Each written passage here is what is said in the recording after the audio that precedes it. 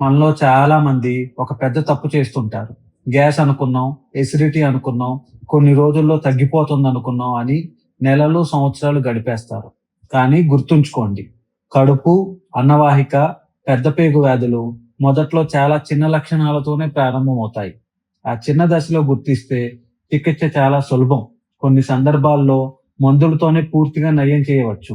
కానీ అదే వ్యాధి నిర్లక్ష్యం చేస్తే అది అతిపెద్ద సమస్యగా, కొన్నిసార్లు క్యాన్సర్‌గా కూడా మారవచ్చు. అప్పుడు చికిత్స కష్టమవుతుంది. ఖర్చు పెరుగుతుంది. కొన్ని సందర్భాల్లో మన చెయ్యి దాటి కూడా పోతుంది. ఎండోస్కోపీ అంటే భయపడేవారు చాలా మంది ఉన్నారు. ఆ భయాన్ని పోగొట్టడానికే నేనే నా మీద ఎండోస్కోపీ చేసుకున్నాను. ఎందుకంటే నేను మీకు చెప్పాలనుకున్నది ఒకటే. ఎండోస్కోపీ అనేది చాలా సురక్షితమైన, కొన్ని నిమిషాల్లో పూర్తయ్యే, ప్రాణాలను కాపాడే స్క్రీనింగ్ పరీక్ష.